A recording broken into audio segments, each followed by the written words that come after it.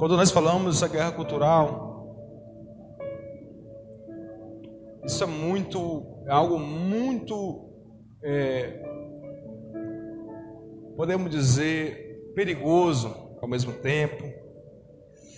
Às vezes, sem querer, estamos abraçando princípios, ideias que é totalmente ao contrário ao Evangelho.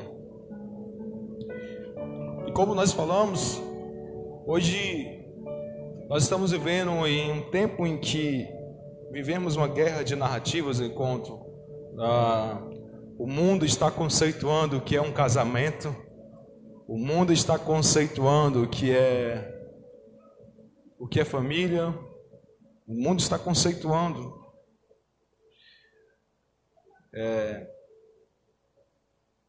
tudo que está à nossa volta.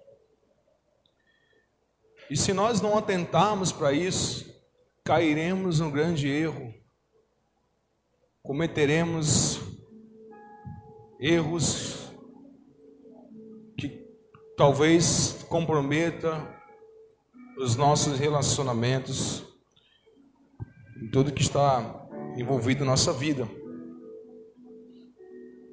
Então, é importante olharmos para isso. Inclusive, uma das coisas que falamos sobre, segundo os pensadores, segundo o que nós vemos aqui, nessa era pós-moderna que vivemos hoje, nós podemos perceber que existe um predomínio sobre um pensamento, vários pensamentos, né, claro, mas existe um que, se você tirar um tempo para conversar com alguém que não lê a Bíblia, alguém que não está com a vida no Senhor, eles vão chegar ao ponto de que tentar te convencer algo. Nem todo mundo tem a verdade.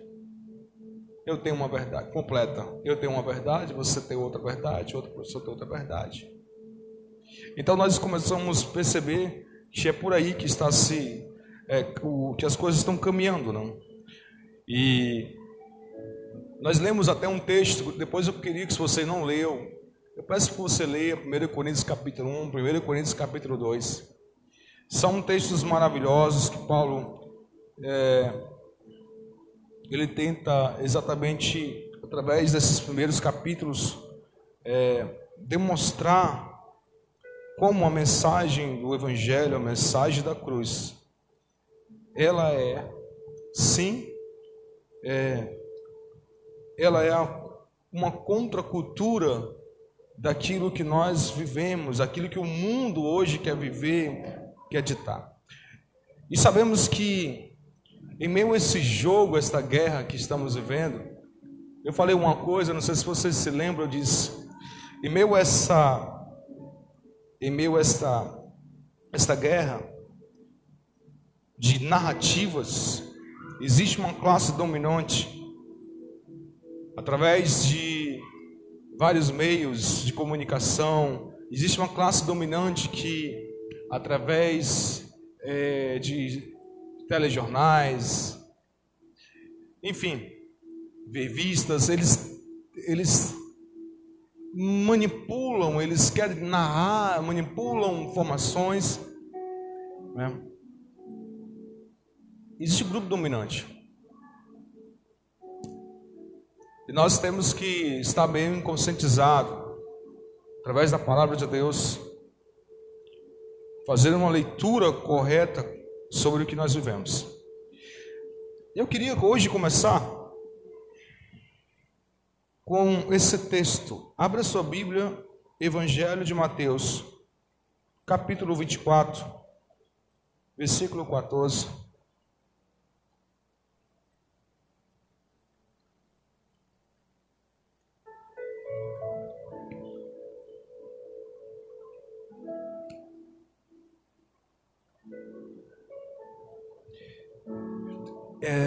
Em meio a esse tempo que nós vivemos,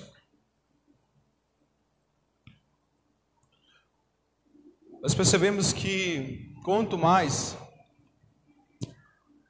nós vamos formando as nossas opiniões acerca de várias coisas, Vou fazer uma pergunta aqui. Hoje, nas redes sociais, o que mais está dividindo as pessoas? Qual o assunto? Alguém sabe me dizer? Qual é? Política? O que está mais dividindo o que? A política. Você percebe que a divisão, o homem, quando começou a separação, quando o pecado entrou no mundo, então o homem começou, a haver a separação. Povos começaram a odiar outros povos, outras raças. Nós começamos a perceber que começou então a haver uma separação. E olha o que diz as Escrituras em Mateus 24:14: e será pregado este evangelho do reino por todo o mundo, para o testemunho de todas as nações. Para o quê? Testemunho a todas as nações. A palavra nação aí é etnos, significa etnia. Veja só o que Jesus está falando. O evangelho, ele tem sim o poder de comunicar a toda e qualquer etnia.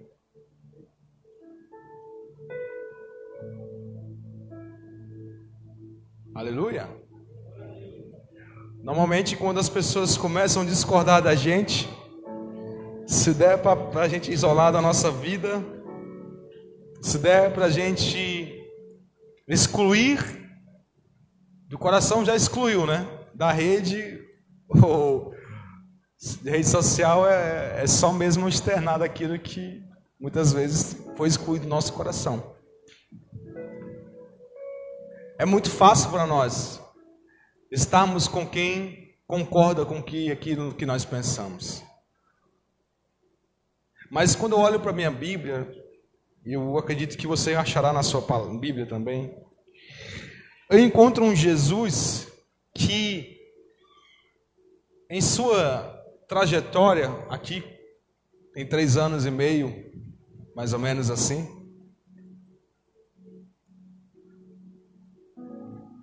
eu fico pensando que em cada momento, em cada contexto de cura, havia um ensinamento.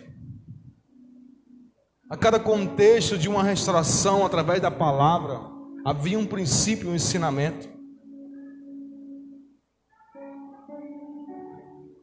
A gente, ao parar para refletir, quantas situações encontramos em que Jesus, ele quebra naquele momento que ele discursava com aquela mulher samaritana. Imagina um judeu conversando com um samaritano, ainda mais homem. Imagine você sendo homem, sendo um judeu. Veja o que havia naquela época de Jesus. Uma separação cultural, ao mesmo tempo um racismo presente na mente dos judeus em relação ao samaritano, por exemplo.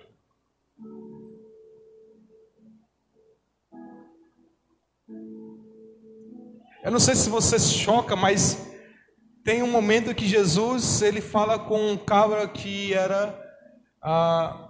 que não tinha nada a ver com os judeus, mas ele era um centurião, um homem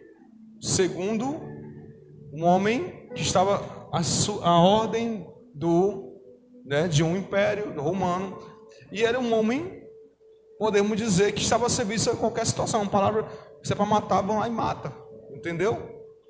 O homem que poderia exercer crueldade. E o Senhor disse que esse homem tinha fé. Eu não achei uma fé dessa em Israel. que diz: Senhor, basta uma palavra sua, para que o meu criado, não sou digno que o Senhor entre na minha casa, mas basta uma palavra sua, meu servo será curado.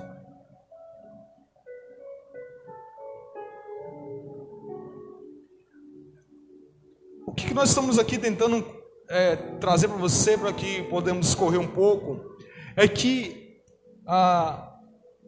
a gente tem que ter o cuidado que a gente acaba se tornando um grupo mais parecido com o fariseu do que com Cristo, porque a palavra fariseu significa separados. O Senhor nos diz para separarmos do pecado e não das pessoas. A minha pergunta, se nós estamos prontos aqui, por exemplo, como comunidade local, será que nós estamos prontos para um dia entrar aqui um travesti e nós olharmos para ele com um olhar de discriminação, de zombaria? Ou será que olharemos para ele e se compadeceremos pela sua situação?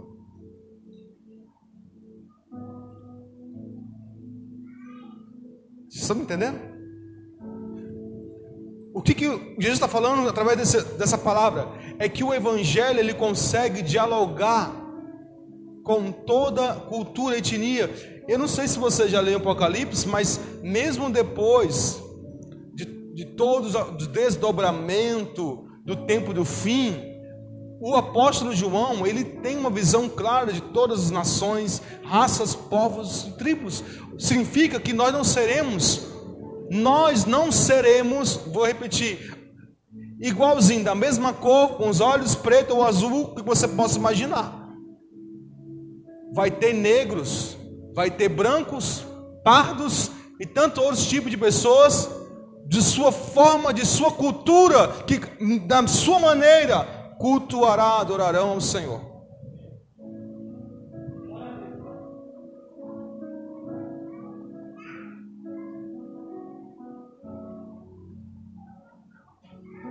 Eu vi uma frase, esses dias eu estava conversando com o Diego, com o Anso, e disse: cara, olha só, o Evangelho em si, ele não se ofende com o pecador, ele não se ofende, a palavra o Evangelho não se ofende com a situação da pessoa, mas nós somos ofensivos. O Evangelho não é, desculpa falar que a palavra, mas vou aqui consertar. O Evangelho não é ofensivo. O Evangelho, ele se mostra a realidade do homem, mas ao mesmo tempo mostra ao homem a cura, a resposta de todos os seus problemas. E parece que nós queremos só mostrar um Evangelho que é ofensivo às pessoas.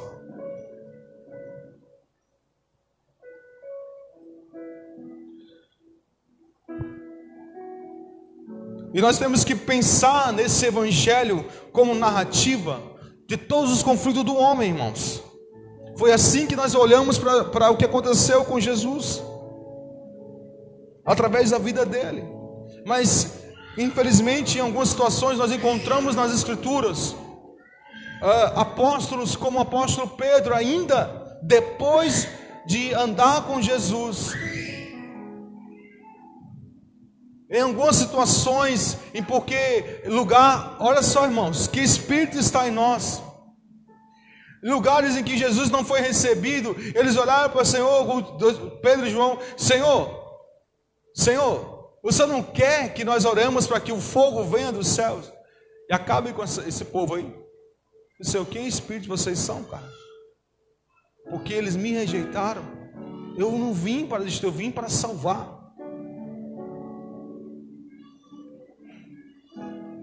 Veja como alguns momentos parecem os discípulos de Jesus ofensivos em vez de proclamar o Evangelho que falia da uma reconciliação do homem para com o Senhor. E sabe de uma coisa? Voltando ao ponto que eu comecei a falar, um dos assuntos que tem polemizado nas redes sociais assuntos de política, porque fala de ideologia, porque fala de alguma maneira idolatria, aquilo que nós idolatramos. E sabe, irmãos, daqui a pouco vamos chegar a esse ponto ainda, mas veja só, as narrativas sociais, elas querem persuadir o nosso coração para o engano. E o Senhor nos alertou em vários momentos, até mesmo em Mateus 24, que nós deveríamos estar atentos para não sermos enganados.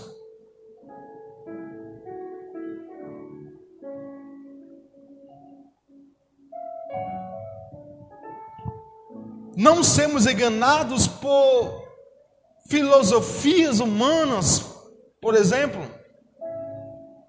E sabe de uma das coisas que a gente fica pensando, eu não sei você, mas isso já aconteceu contigo? Alguma situação em que um assunto nas redes sociais ou em qualquer grupo de pessoas começou então tornar esse assunto tornar comum, e ao mesmo tempo, o que nós fazemos? Corremos para buscar informações de cientistas políticos, por exemplo, em que eles conseguem trazer um pensamento interessante sobre o que é política, e logo abraçamos a ideia e começamos a jogar isso para as pessoas. Qual é a nossa fonte de argumentação? A grande pergunta que eu quero fazer deveria ser o que, irmãos? As Escrituras. Não deveria ser uma fonte de uma página de um cientista político, seja ele que for, que me atrai pelas suas palavras, que consegue então formar minha opinião. E as opiniões formadas começam então a construir no coração de pessoas, e que construir barreiras onde nós não conseguimos mais dialogar com as pessoas que não concordam comigo. Normalmente o Senhor é muito bom. Quem é a pessoa que mais discorda de você? Quem é? Responda para você mesmo. Os casados aqui, responda para você mesmo. Não responda para a pessoa do lado, para o seu.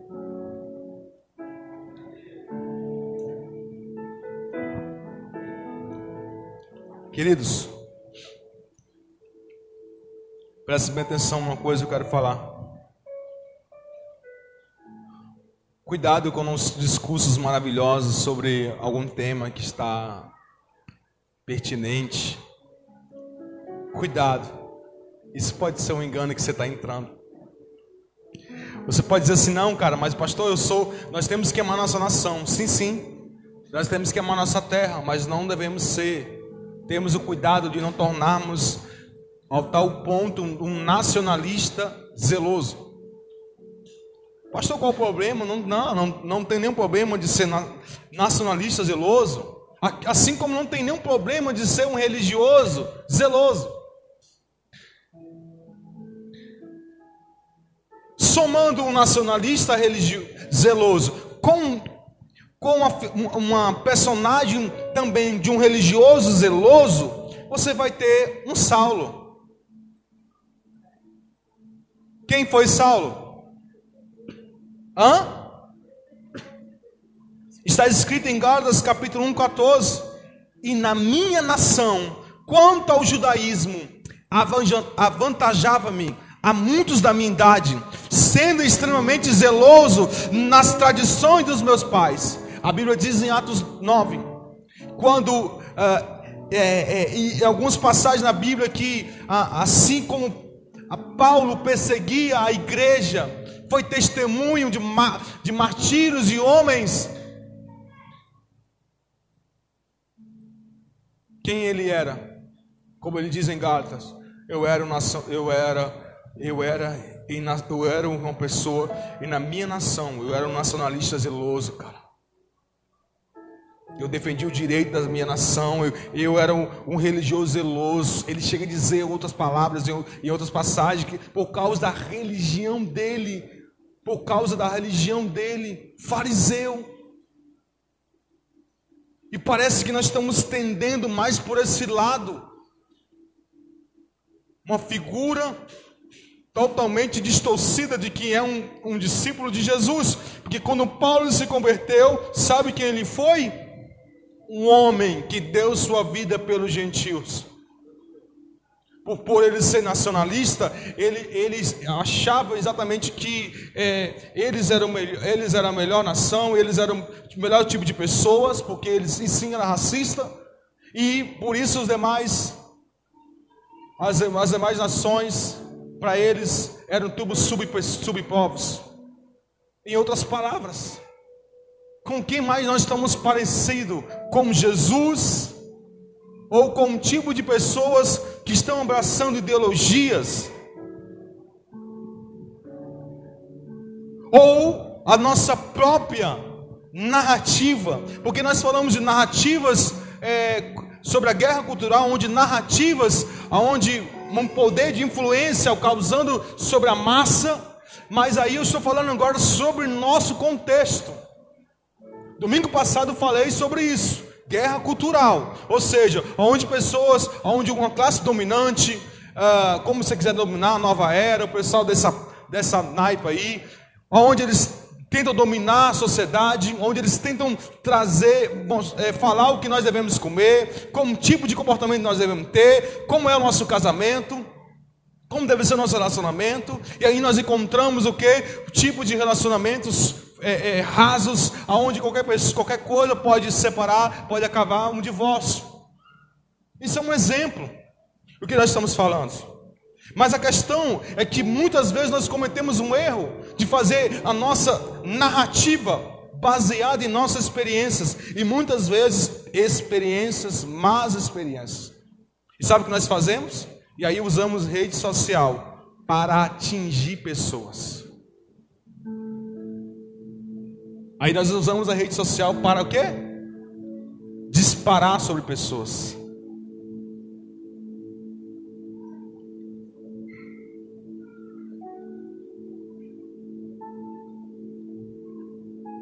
Nós vamos ver que o Evangelho, as Escrituras, ele mostra que nós devemos ter uma postura totalmente diferente. E sabe por quê? Nós atingimos as pessoas logo formando nossa bolha, formando o nosso ciclo de pessoas em que eu me dou bem.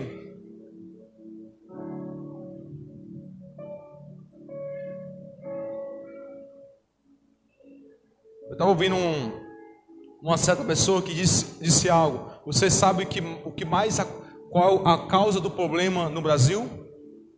Fratricídio.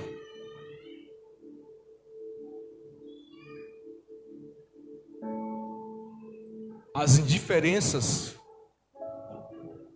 que faz as pessoas matarem a outra.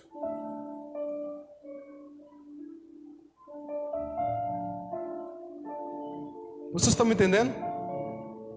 As indiferenças que faz as pessoas se separarem e causar muitas vezes o ódio. Quantas vezes, irmão, eu fui para jogo de futebol só porque por torcer Fortaleza era alimentado um ódio, porque por conta da torcida do Ceará, e assim do Ceará alimenta o ódio, a boa parte, pela Fortaleza, só porque somos diferentes no sentido que nós torcemos. Isso é um exemplo, cara, capaz de matar uma pessoa. Quantas cenas você viu, quanto vídeo vocês viram? Porque o cara passou a camisa de Fortaleza, e aí a torcida correu atrás, pegou a pessoa. E você fica pensando assim na hora, meu Deus, cara, como pode? Como que pode? Como que uma pessoa é capaz de matar outra pessoa porque torce para outro time? Só um exemplo.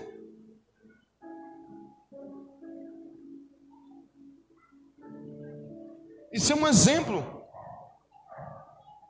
Então, o que acontece, irmão? Toda essa questão dessa narrativa que nós fazemos ao conversar, ao falar nas redes sociais, ao conversar com pessoas pessoalmente, muitas vezes é mais uma questão de conta da nossa opinião por causa do nosso eu.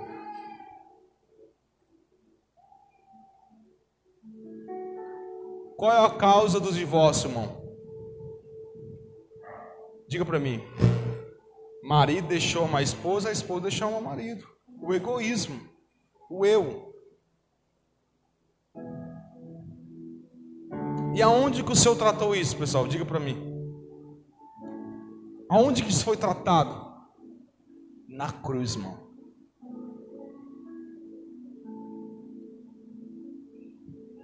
Quando o Senhor estava conversando até, olha só, não é bem isso que eu ia tocar para aqui abranger o assunto, mas eu não estou falando, não interprete mal. Aí então nós vamos falar, eu não quero mais tocar sobre política. Peraí, irmãos, eu não estou falando do sentido de fugir da nossa responsabilidade. Eu não estou falando de fugirmos da nossa responsabilidade. Eu estou falando de um posicionamento e que nós devemos entender. Inclusive, até brincando com algumas pessoas, disse: sim, afinal de contas, Deus é esquerda ou direita? Né? Às vezes parece que nós queremos convencer as pessoas que Deus é esquerda ou Deus é direita, que Deus se converteu agora a uma certa ideologia. Mas o que eu entendo é que nós devemos se converter a Ele, o mundo deve convergir nele. Aí eu me lembrei da palavra, em Josué capítulo 1, ele não é esquerda nem direita, não te desvie nem para a esquerda, nem te desvie para a direita. Aí você, então ele é centrão, nada. Ele é Senhor, mano. Ele é o Criador de todas as coisas. Ele não está se dobrando a um capricho do homem.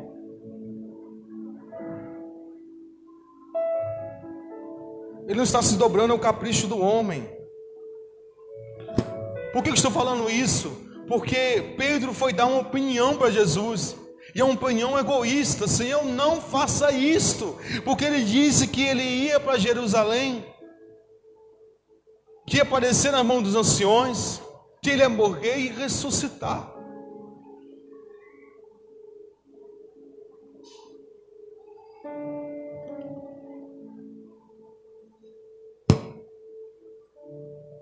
E o Senhor disse: arreda-te, Satanás, porque tu cogita as coisas do... Cara, parece que nós estamos mais cogitando as coisas dos homens e estamos esquecendo da cruz. Parece que nós estamos mais cogitando as coisas do homem, em vez de trazermos o Evangelho, a solução para todas as mazelas do mundo. O Evangelho, pregar Cristo, falar sobre isso. Entende? Não estou falando de uma mentalidade de fuga, mas de posicionarmos, até porque nesse contexto, Mateus 16, o Senhor estava falando com Pedro: Pedro, tu és Pedro, e sobre esta pedra edificarei a minha igreja, e as portas do inferno não prevalecerá. Queridos, portas era o lugar de legislar, e o Senhor estava falando no contexto de um cenário onde homens legislavam naquele tempo. Ele está falando que nós, como igreja, devemos legislar. Como?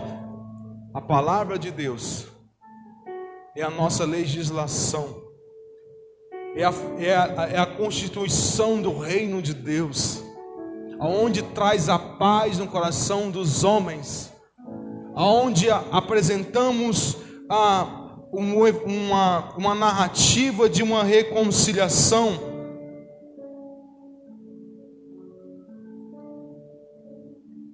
Você pode perceber uma coisa? Olhe comigo uma coisa. Em Colossenses capítulo 2, versículo 8.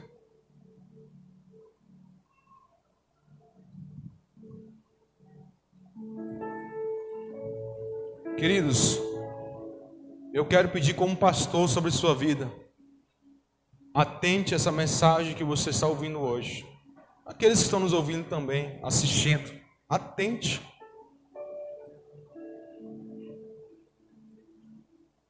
Não cometa erro de tornar ofensivos, atirar sobre pessoas porque você tem um posicionamento político, que você tendeu para um pensamento político. Arrependa-se. A palavra é arrependimento. Você precisa mudar a sua mentalidade, ser transformado. E como que acontece essa mudança? É pela palavra de Deus, é por receber a palavra de Deus, é ser conformado não com o mundo. Parece que nós estamos conformando mais com o mundo que conformando com Jesus Cristo. Diz assim em Colossenses 2:8. Cuidado que ninguém vos... Colossenses 2, versículo 8. Cuidado que ninguém vos venha a enredar com sua... Olha, pessoal, olha isso aqui é... Atente isso. Quantas pessoas estão enredadas? Ou seja, sabe o que é isso? Cativa. Palavra escravo. Quantas pessoas estão cativas a um pensamento nesses dias sem perceber? Está militando aos seus ideais e não mais a causa de Cristo.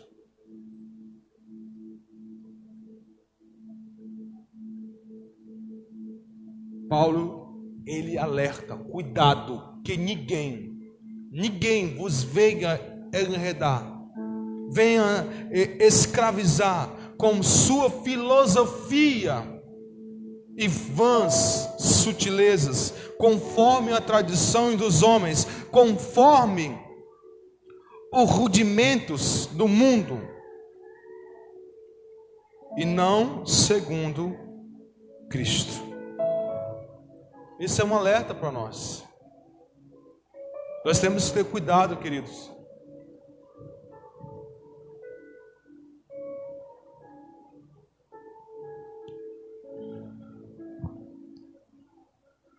Sabe o que nós estamos vivendo hoje? Hoje nós vivemos uma batalha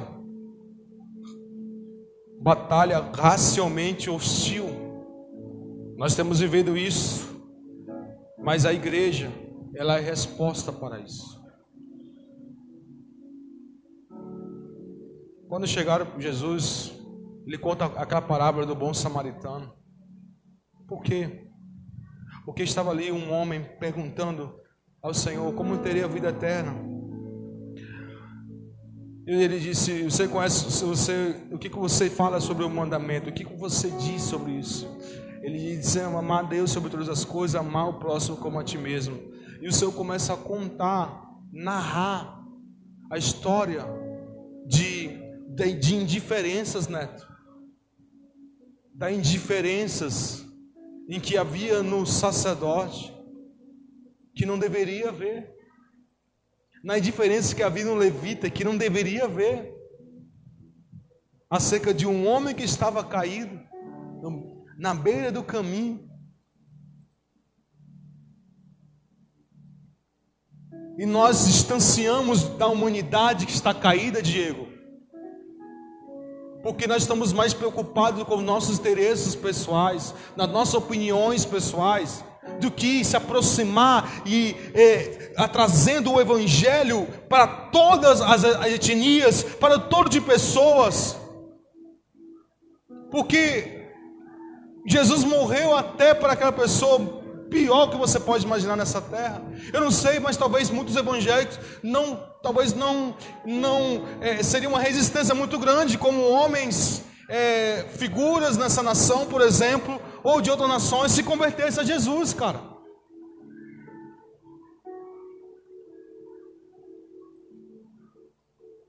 Porque quantas pessoas prejudicaram o Brasil por causa de uma ideologia?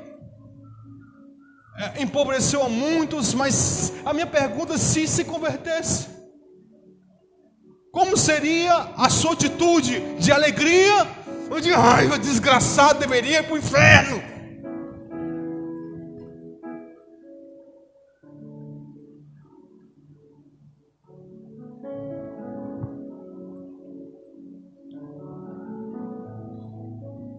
Aí nós encontramos algo assim muito parecido, sabe? E de pessoas que tornam indiferente com outras pessoas porque não têm não têm a mesma linguagem. Então, em Gênesis capítulo 11, está lá o homem querendo alcançar Deus, alcançar os céus com sua própria força. Vamos construir uma torre para que o nosso nome seja conhecido. E aí Deus traz maldição. Deus traz maldição. Ele olha e diz assim: olha, estou vendo que eles estão para um objetivo próprio, pessoal. E o que acontece? O Senhor traz confusão sobre eles. Aí você vai ver algo que é algo assim totalmente oposto ao que aconteceu em Gênesis 11. Você vai encontrar em Atos 12. Quando um grupo de discípulos estão reunidos. Olha o que acontece. Vamos aqui? Atos 2. É importante olharmos isso aqui. Um grupo de irmãos estão unidos, orando.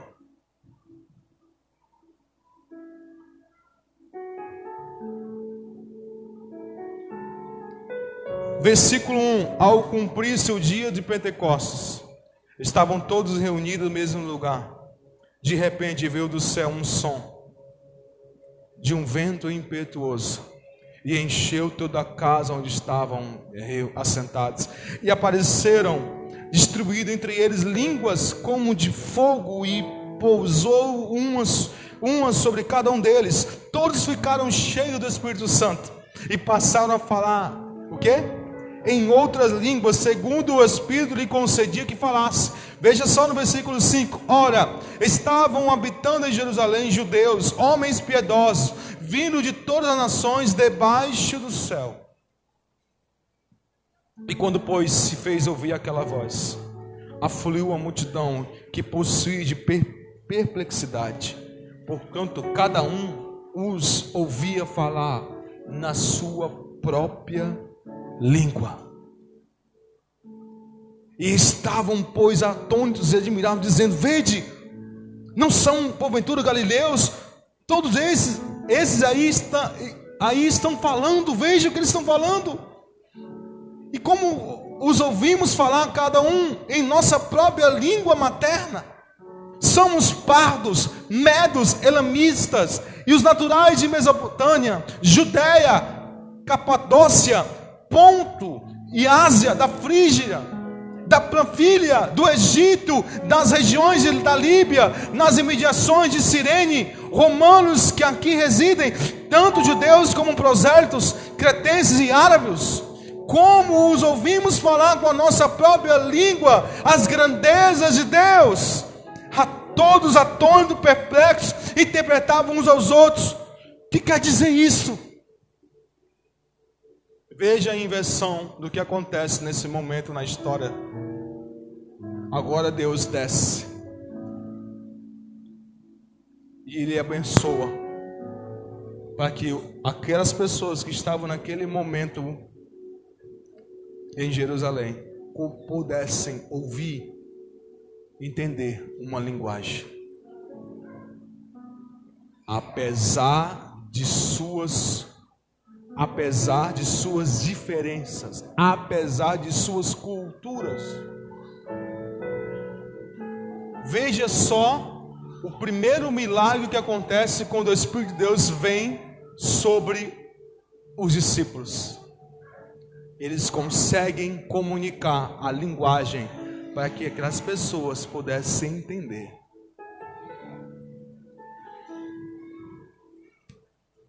Vocês estão entendendo? Pregar o Evangelho a toda a etnia. Quantas barreiras há no coração? Talvez no seu coração. Quantos preconceitos há no nosso coração? Mas o amor, aonde está? Aonde está?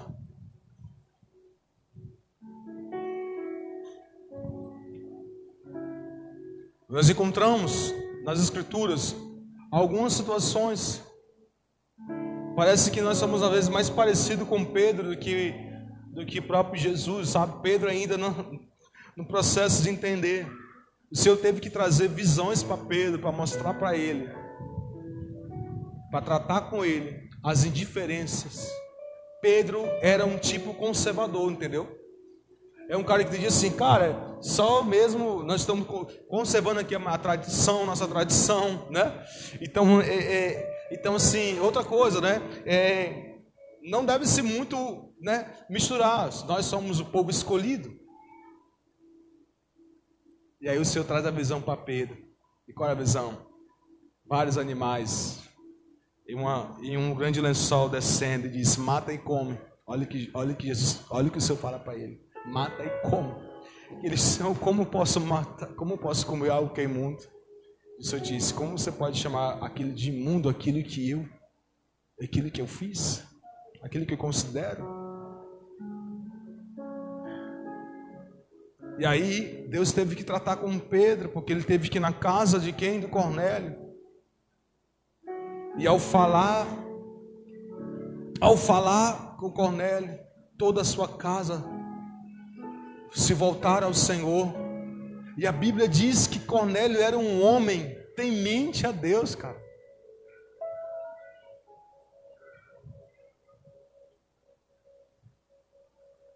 Apesar de não ser um judeu temente a Deus, ele orava e dava esmola, ou seja, ele orava e ajudava.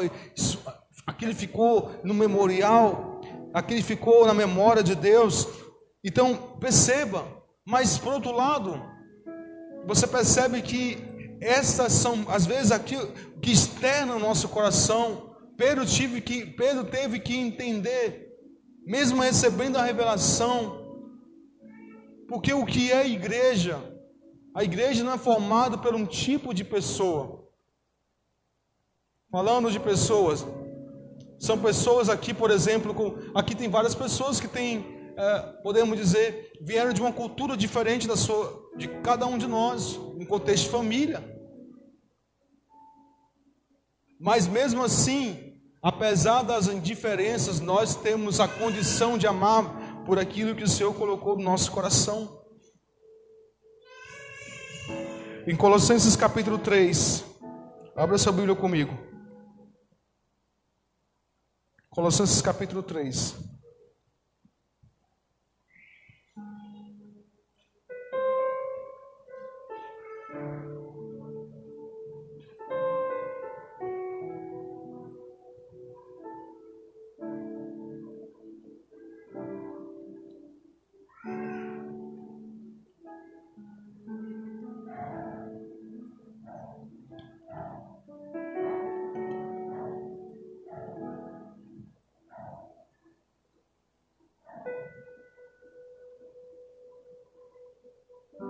Versículo 7, versículo 8, Colossenses 3, 8.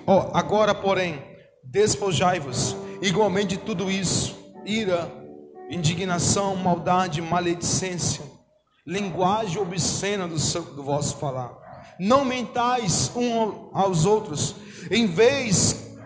uma vez que vos despiste do velho homem com seus feitos, vos revestiste do novo homem, que se refaz para o pleno conhecimento, segundo a imagem daquele que o criou, no qual não pode haver grego nem judeu, circuncisão nem incircuncisão,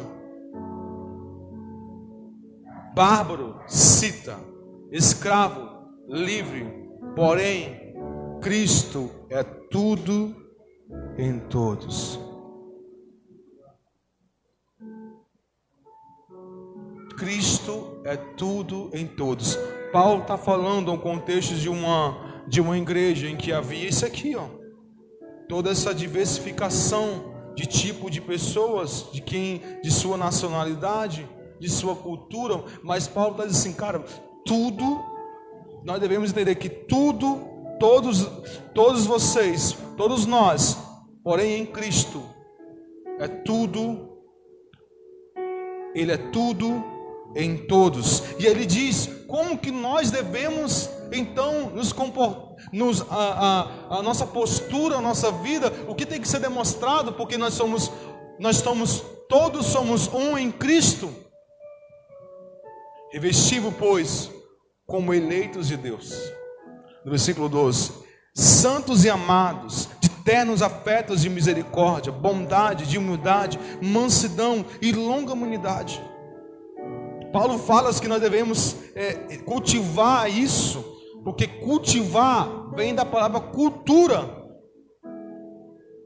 Nós devemos cultivar isso. Suportai-vos uns aos outros. Ele diz: perdoai mutuamente, caso alguém tenha motivo de queixa contra outro. Assim como o Senhor vos perdoou, assim também perdoai. Veja só como o perdão é uma coisa importante para que nós possamos testemunhar Cristo às pessoas. Para que você entenda mais o que eu quero falar, para nós terminarmos. Esse era o evangelho que Paulo pregava.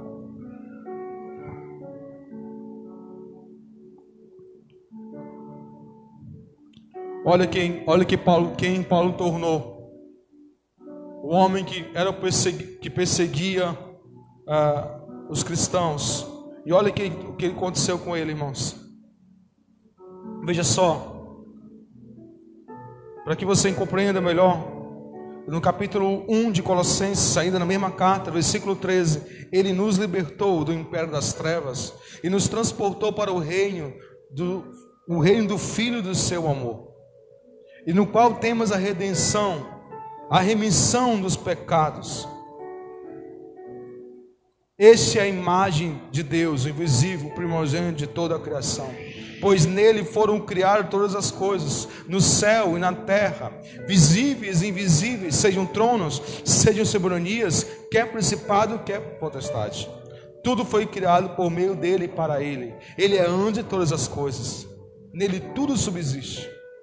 Ele é o cabeça do corpo da igreja. Ele é o princípio, o primogênito entre os mortos, para que todas as coisas ele tenha a primazia, porque aprove a Deus que nele resiste toda a plenitude. Paulo está falando da ressurreição, cara, de Cristo.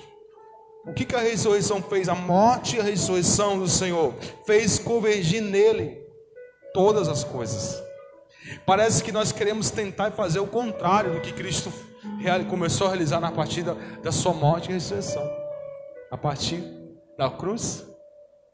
Porque todo o propósito de Deus, todo o desenvolvimento da redenção de Deus é exatamente fazer com que as coisas venham se convergir nele.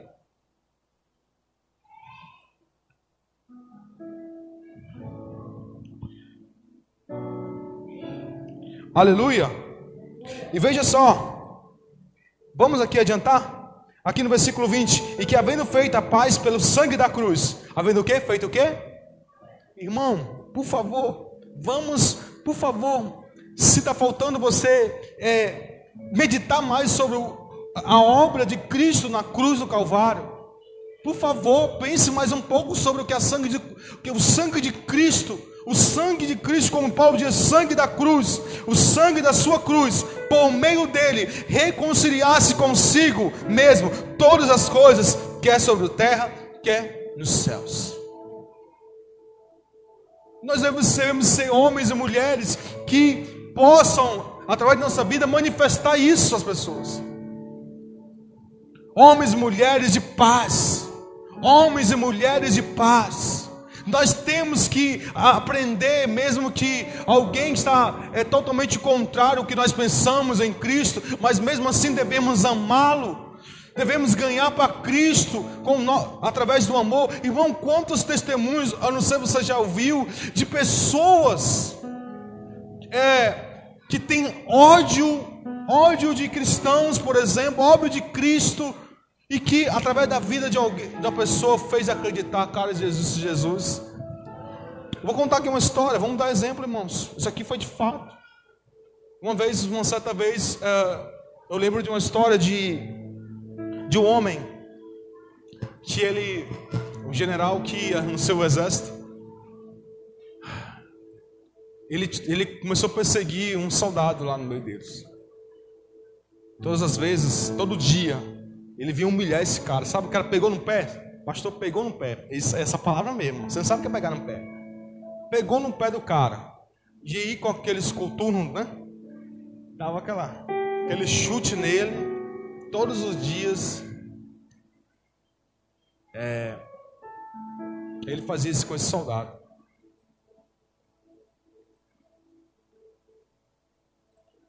E uma das coisas interessantes que esse homem de uma patente alta ali no exército, ele percebeu que as suas botas estavam limpas todas as vezes que ele acordava. Porque você sabe, o soldado tem que estar o coturno tudo limpo, né? Bem limpinho. E ele ficou achando estranho, por que o meu coturno está limpo todos os dias, amanhece, está ali limpo. E um dia, para surpresa dele, quando ele percebeu, né? Ele fez a pergunta: quem de vocês está limpando o meu coturno? Aquele soldado perseguido por ele.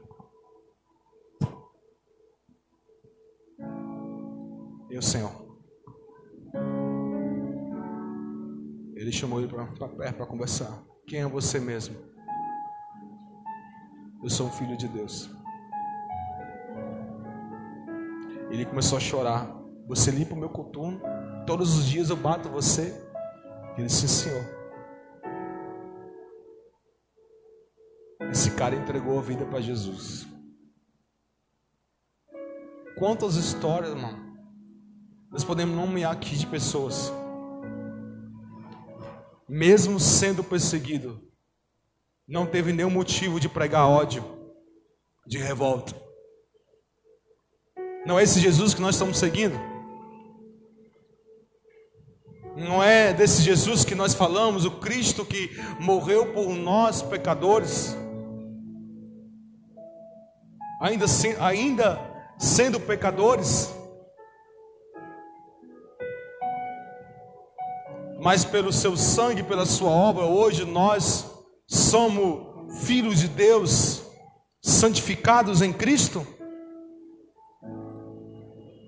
A palavra de Deus fala que ainda em Colossenses 1:22, agora porém vos reconciliou no corpo da sua carne, mediante a sua morte, para apresentarmos perante ele santos, inculpáveis, irrepreensíveis, se é que permaneceis na fé, alicerçados firmes, e não deixando afastar da esperança do evangelho, que ouviste, que foi pregado a toda criatura debaixo do céu, do qual eu, Paulo, me tornei ministro.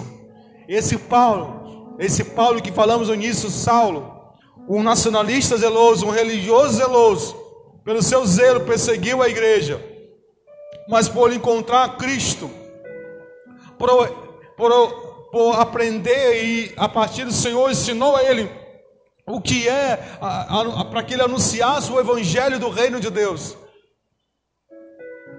Ele diz assim: agora eu me regozijo, no versículo 24, dos meus sofrimentos por vós. Agora é ele que entende agora, que passa na pele. Preencho o que resta das aflições de Cristo na minha carne, a favor do seu corpo, que é a igreja, do qual me tornei ministro, de acordo com a dispensação da parte de Deus, que foi confiado, ao favor de dar pleno cumprimento da palavra de Deus, o mistério que estivera oculto dos séculos às gerações, agora todavia manifestou os seus santos, ao quais quis dar a conhecer qual seja a riqueza da glória desse ministério entre os gentios, isto é, Cristo em vós, a esperança da glória, no qual anunciamos, advertimos a todo homem, ensinando todo homem em toda a sabedoria, a fim de que apresentamos todo homem perfeito em Cristo. Paulo, esse mesmo Paulo, nós encontramos em Atos em vários momentos, e quando ele entra em uma cidade, como está escrito também em Atos 19, em situações em que, ao proclamar o evangelho naquela realidade, logo externou o ídolo do coração daqueles habitantes.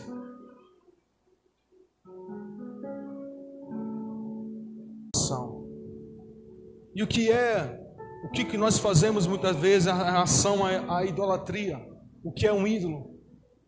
O ídolo, irmão, é aquilo que nós pegamos, elevamos acima de tudo, de todos. Nós elevamos acima de tudo, de todos, isolamos de todas as partes. E nós queremos que Ele nos sirva. Isso é um ídolo, é, não é? Quem aqui já adorou imagens assim de Jesus? Quem já adorou? Não é assim que fazemos? Você olhava para aquilo, achava que aquilo estava acima de tudo, de todos, e o isolava de tudo. Ao mesmo tempo, você fazia suas rezas, seja lá o que for, para que Ele pudesse te servir com graça, com algumas coisas, com a cura, que seja lá o que for.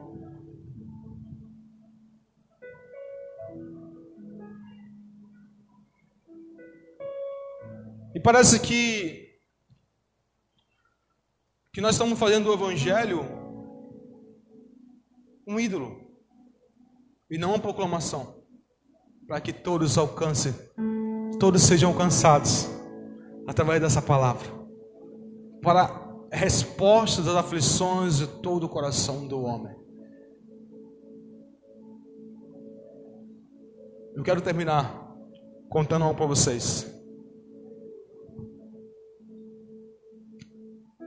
Ontem, na reunião de pastores, no finalzinho, no momento que liberaram uma palavra para mim, eu estava lá atrás com o João Miguel, ele disse assim: olha, pastor Alexandre, eu vejo azeites caindo na sua mão. O que vai acontecer com você é que você virá milagres e muito mais milagres na cidade.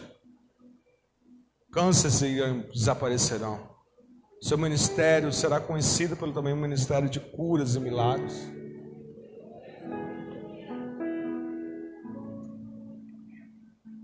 E aí, ontem Deus me fez algo interessante. Me levou a um lugar. Saímos daqui ao convite de uma honra do nosso irmão Marcos e da Roniele. Fomos lá para o João 23. Comer um churrasquinho lá. E eu disse para ele sentar na mesa: cara, que engraçado. Esse bairro foi o primeiro bairro que eu preguei por 2 vezes. Primeiro eu preguei quando era para jovens. E segundo, quando eu preguei enviado como um pastor. E naquele momento em que eu fui enviado como pastor, era uma casa de uma pessoa cedida. Na área dela havia mais de 70 pessoas. Quando terminei a palavra, orei. E a primeira vez eu vi em um culto curas. Eu já tinha orado por pessoas individualmente, vi pessoas sendo curadas ao colocar minhas mãos. Mas aquele foi a primeira experiência que eu tive. Eu levei um susto quando muitas pessoas levantaram suas mãos e começaram a contar os diversos tipos de milagres. Ok? Trouxe essa memória ontem. Hoje eu acordei com algo no meu coração. Era o Senhor falando para mim. Era assim: você veio a mim porque você quis provar, quis uma prova. E a prova era saber se eu curava. Aquilo ficou no meu coração. Acordei, fui para o meu escritório e passei o tempo ali orando. Inclusive esqueci até de botar no grupo da comunidade. Esqueci de avisar. Mas passei muito tempo ali com o meu Senhor. E aí o Senhor me lembrou uma coisa. Hoje é 15 de novembro. E naquele momento o Senhor fez me lembrar uma coisa. 15 de novembro de 2002. eu estava entregando a minha vida para Jesus. Hoje faz 18 anos. 18 anos. Com muita alegria. Eu quero dizer para vocês, eu e minha mãe, né, mãe? Fazem 18 anos que nós entregamos essa vida para Jesus. E sabe como eu entreguei minha vida para Jesus? Eu fui para um culto e eu disse comigo mesmo, se eu ver esse Deus curando, eu quero ver com meus próprios olhos. Se eu ver esse Deus curando, eu entrego minha vida para Ele hoje. Naquele momento, na hora da oração, as pessoas começaram a ser curadas. E eu não esperava o momento de levantar minhas mãos. O momento do pastor lá falar, quem quer entregar a vida para Jesus? E quando ele perguntou, eu levantei minhas mãos, minha mãe levantou. Entregamos nossa vida para Jesus. E eu fiquei pensando, o Senhor fez isso comigo? Através do seu Filho Jesus. Quem eu era? Quem você era? Totalmente alheio de Deus.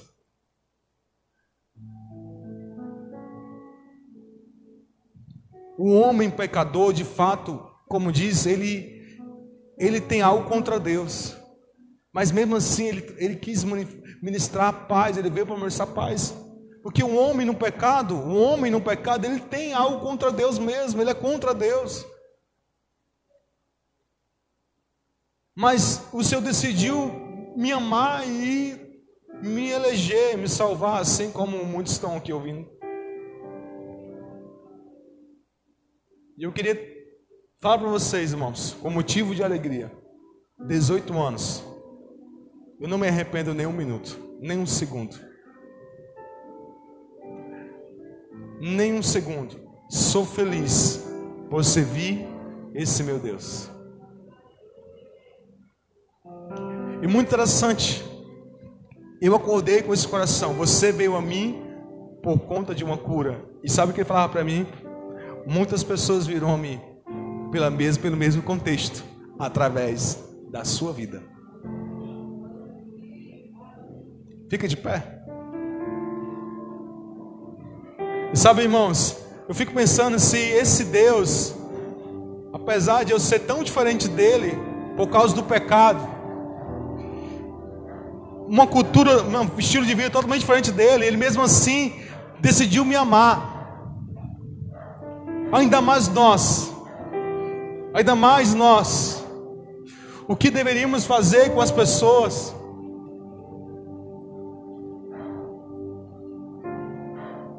Que estão vivendo uma vida separada de Deus.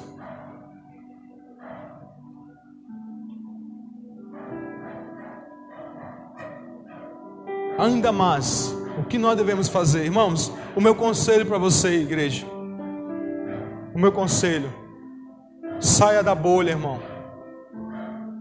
Saia da bolha, comunique o Evangelho.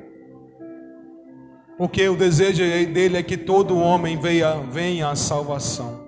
Está escrito. O desejo dele é que todo homem venha à salvação. Mas sabemos que nem todo homem.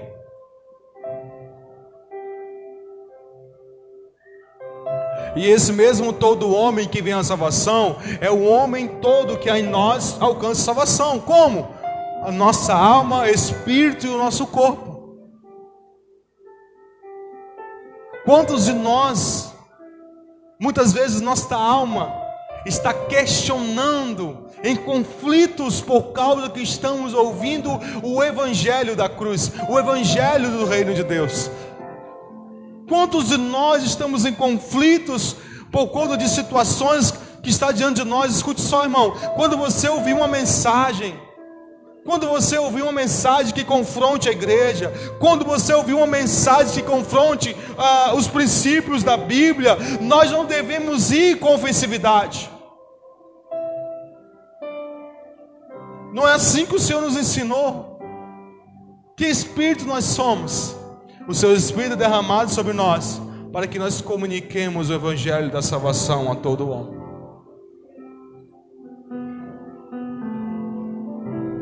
E o que Ele quer é que nós façamos isso, para que o Evangelho seja pregado em todas as etnias.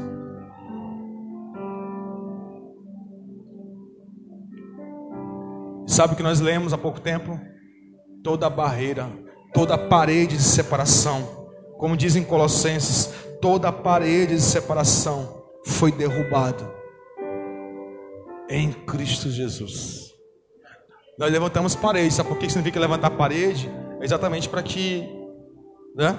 É aquela questão de você não tem acesso a mim, eu não vou ter acesso a você. Nossa comunicação está limitada. Não é verdade? A nossa comunicação está limitada. Mas o Senhor quebrou toda a barreira. Ele destruiu, para que em Cristo Jesus. Quem está em Cristo Jesus aqui, irmão? Quem está? Se você de alguma maneira abraçou alguma filosofia humanista, se você abraçou, está enredado, preso a alguma ideologia humana, um pensamento que na sua totalidade não há perfeição. Queridos, nós temos que nos desarmar de tudo isso e voltar para o Evangelho e abraçar seus princípios e suas palavras. Sim, Ele consegue, o Evangelho consegue comunicar a toda a etnia, a todo tipo de cultura. Nós temos isso, irmãos. Por favor, nossa fonte é o Evangelho, a nossa fonte é a Escritura.